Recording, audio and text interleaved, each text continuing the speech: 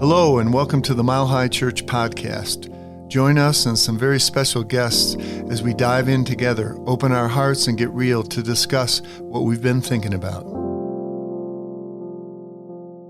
Hey, it's Barry and I'm back, and I got a friend of mine. Actually, it's my next door neighbor here, Haley Diltz, and I know that you're a critical care nurse and you've been working at that. You've stepped away a little bit because you just had a baby, who's a buddy of mine too. And so I just want you to introduce yourself and tell us a little bit about what you do. Sure. Thank you so much for having me here. I do genuinely appreciate it. And yes, as you said, I have been a neurotrauma critical care nurse for about 8 years. After experiencing a few cycles of caregiver burnout, it kind of led me on my own spiritual and self-care journey. So it led me to receive a master's in complementary and integrative health.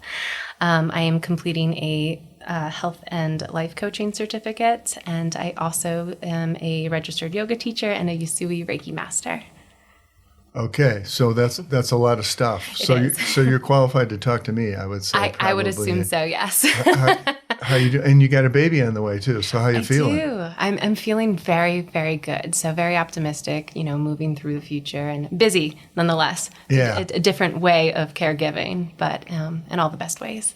Well, I just got to know you from living next door, and I was interested for our podcast here and our listeners. Our initiative has been about health and well-being this year, and just about. I know that you've worked with a lot of nurses in terms of burnout as being a caregiver, and lots of people who are individuals wind up in the role of caregiver for an aging parent or a friend who's gotten hurt or something. So just wanted you to talk a little bit about how does a caregiver take care of themselves when they find themselves in that position? Yeah, that's kind of the golden question. We're often taught how to take care of other people, but we're not always taught how to take care of ourselves in the best way. And it's something that tends to come with experience and trial and error, and we don't always get it right the first time. So after being able to take a step away from the bedside about 1.5 years ago, I really did shift my focus in working with other healthcare professionals and primarily nurses to be able to realign their core values and beliefs with how they show up for their patients, but really how they show up for themselves. And it's been a journey, to say the least. And what I've realized is it can really translate to anyone that steps into that caregiving role. Oftentimes we give and we give and we give, and we don't always know how to be on the receiving end of that. So we don't really know how to replenish the vessel from which we pour. Yeah. Mm-hmm. Yeah, and I know you were on the front end of the COVID pandemic thing when that really started to heat up. You were at the bedside then, and how do you think that affected, the profession, the nursing profession and the caregiving profession? Yeah, it certainly has shifted it in a way. If anything, it has revealed a lot of good things and bad things about the system as a whole. But on the individual level, it really did kind of shed light that we really need to have that self-compassion and that tenderness to really go home and fill our reserve back up in order to show up the next day as our whole selves, to be able to give from that overflow. And oftentimes, we don't really know how to fill that cup back up. So when we find ourselves in a position where we are looking for resources and we really don't know where to start. So that's kind of the role that I've stepped into, is really kind of being that compass. And it's different for each individual to what those modalities may look like. Mm-hmm. So a lot of what caregiving looks like is it's a lot of compounding stress. It's a complex stress syndrome. And it can look very different professionally than it can out in the community, but some similarities is that emotional exhaustion, those changes in personality or depersonalization, and feeling that we're not having those personal accomplishments or being able to practice or give or wear those other hats within our life and be able to do it at our fullest capacity. Yeah. Well, one of the things you and I talked about is that there's a feeling that your life is kind of shrinking mm-hmm. because this task is pulling so much of your energy, and kind of your psychic storehouse is just kind of diminishing as you take care of this other person. And so I think, where do people go to get that kind of help, and where do they where do they get started? I guess is the thing. Whether you're whether you're a nurse or whether you're just, somebody's son that's trying to take care of their mom. Yeah. No, that's a great question. I think it's really important to realize that there is most oftentimes this underlying experience of grief that happens when we are burnt out or stressed or kind of in that caregiving role. And to be able to kind of be present with that grief experience and to even acknowledge it is a really great first step. Yeah. It's also important to realize that a lot of times, we feel as though we have this moral obligation to give, but we don't always allow ourselves to open up to receive. And that can be really vulnerable for a lot of people to step into that role of receiving. Yeah. So in order to really do that, there's this yogic philosophy that keeps coming to mind, aparigraha, and it is open-handed living. So it is open to receive, but also open to give, and without kind of having that expectation of an exchange.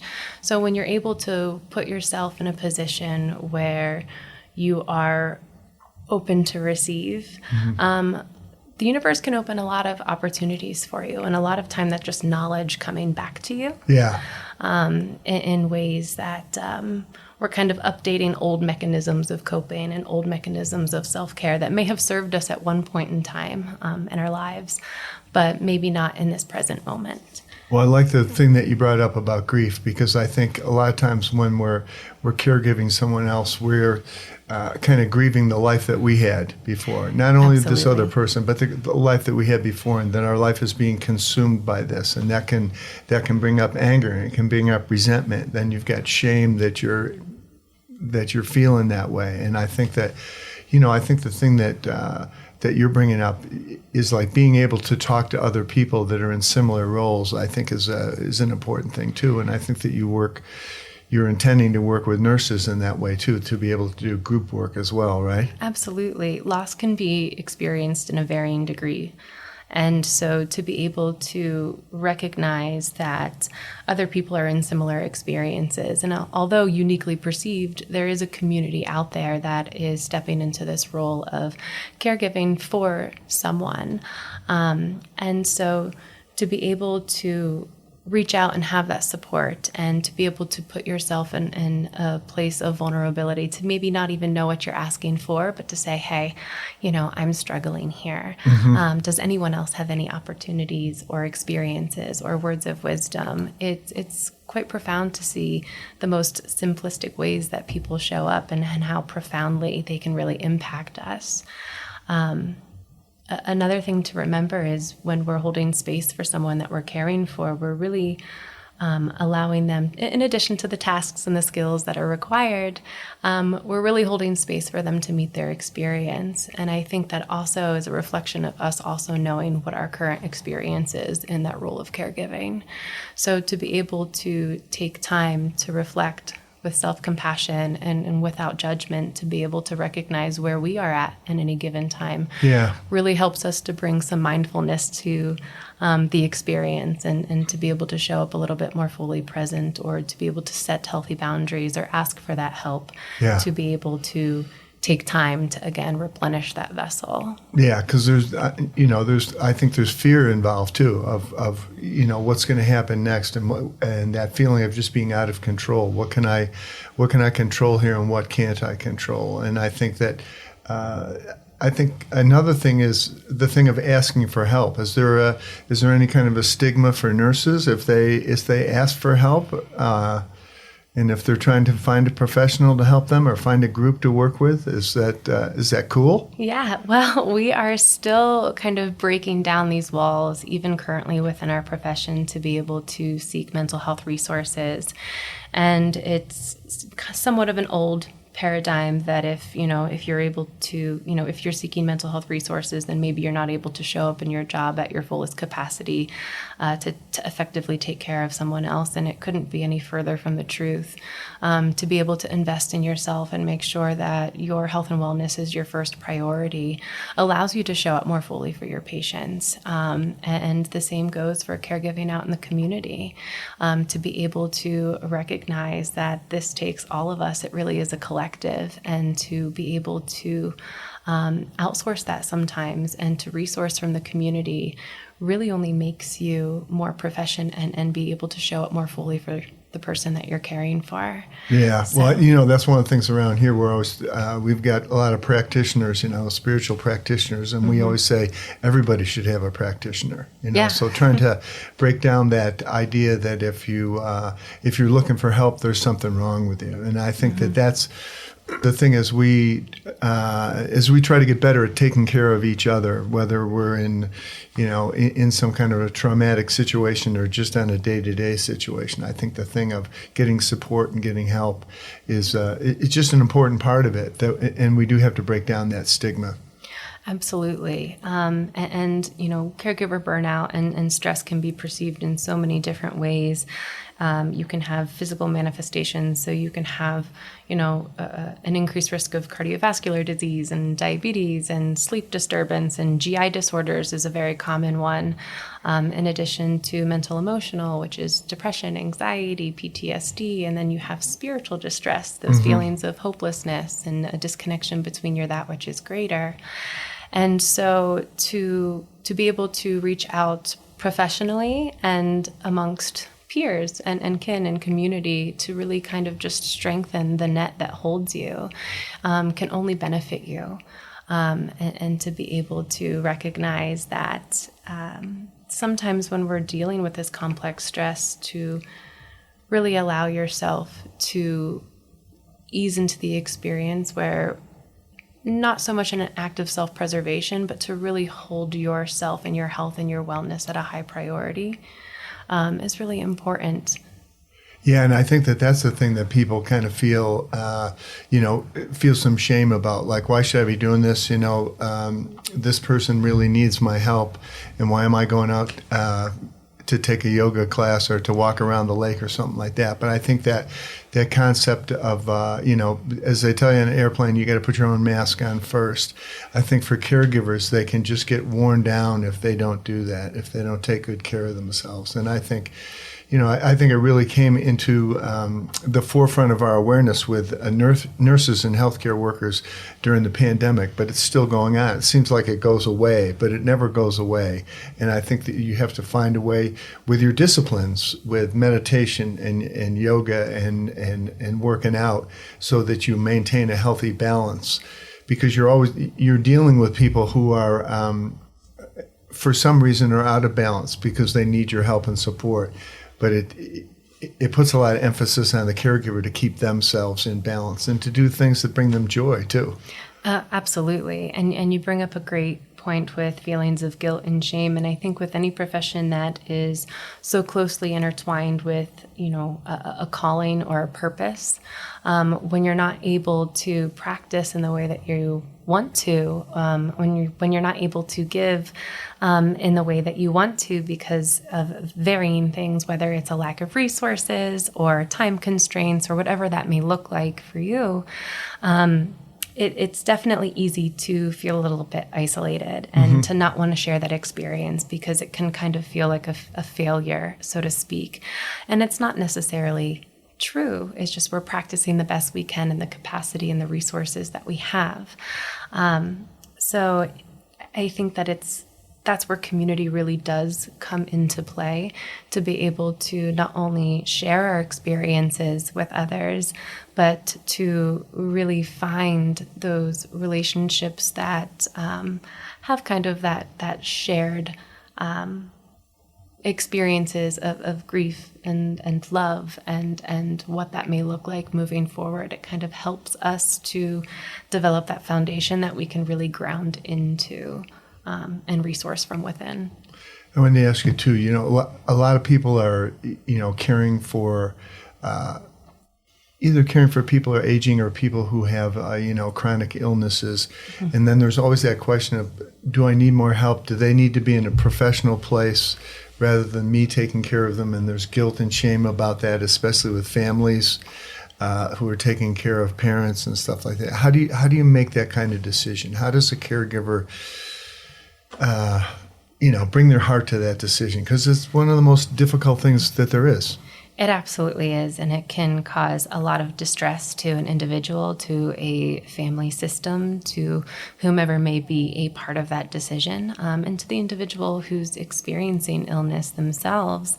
And so a lot of times these are difficult and challenging conversations, but that's what it takes, is a conversation. Communication is key, and I've found in my experience in the ICU to be able to bear witness to someone's worst day or a really challenging point in their life, to be able to show up in a way that is very humbling, is by far one of the blessings that had come with my job. So it is not easy to sit down with members of a family and a patient and whomever may be included in this conversation and show your vulnerabilities. But you do it in the best interest of the patient. And again, it's meeting their experience without projecting your own. Yeah, that's good. That's a good point. Yeah. That's a good point. Yeah. So if anything, it's really just being, again, present in that moment. And are we doing honor by, and are we valuing this person's core values and beliefs? And the answers to that aren't always easy. Oftentimes we communicate very differently. We come from different life experiences, different cultures, different ways of making these decisions. So the best advice that I could have is to really have that open line of communication. And even if it takes several conversations, is to be able to show up to the experience as best as we can. And again, it is reminded me of another yogic philosophy is, svadhyaya, which is knowing yourself. And in order to show up to someone else's experience, we also must know where we are in our own experience. And it allows us to bring more mindfulness and consciousness into these conversations. And oftentimes there's no right or wrong answer. It's just what's most right for this individual who's going through this. Well, I like what you talk about being in the present moment, because I think when you're dealing with family members, you're kind of holding them in a different place. You're holding them in the past, and you have fears about the future. And what you, in your profession as an ICU nurse, you got to get them totally into the present. And I think that's really one of the things that's important for a caregiver too. Is like where are we now? And I need to get comfortable where we are now, and I need to help you get comfortable where you are now too. Absolutely. And I think it's really important to really sit with what we're feeling as well, and to recognize that sometimes these can be really emotionally charged conversations. Yeah. And emotions are a very neutral energy, and that's something that I've really had to come to learn. It was not an easy concept for me at first. Emotions are neither good nor bad, they just are, and they provide a lot of information back to us. Amelia and Emily Nagoski wrote a really great book called Burnout and How to Complete the Stress Cycle. And one of the metaphors that I really love is that emotions are like tunnels.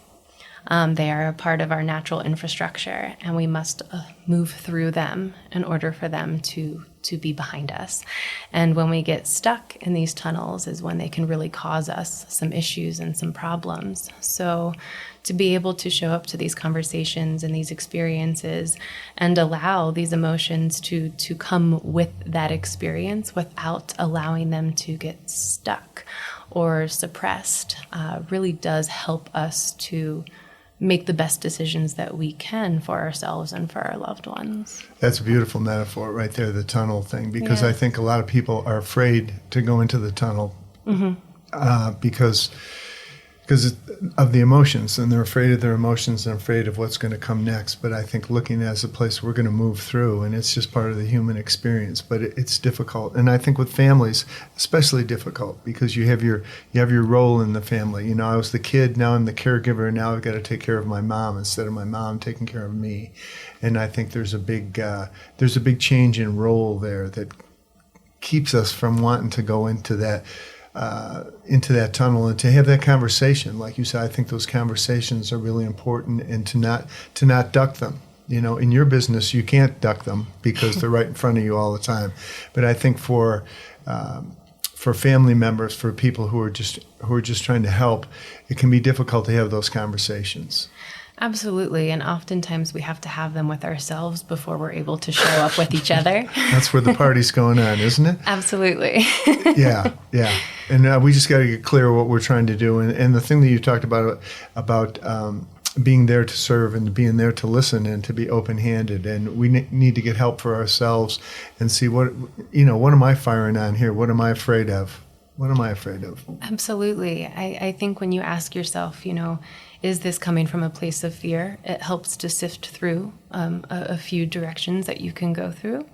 But also, I think that really allowing yourself the space and the grace to sit with what you're going through so that you can show up to those conversations with your family allows things to go a little bit more gracefully, if you will, or at least you have a little bit more clarity in where you're coming from.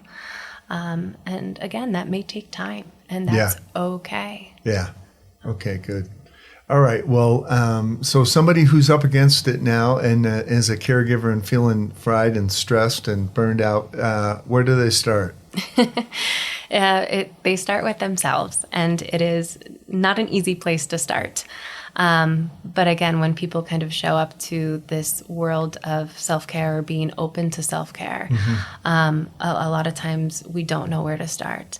And the most simple place that I could say is placing one hand over your heart and one hand over your belly and taking a nice big breath in and just knowing that you have all the resources available to you to move forward in your self-care journey.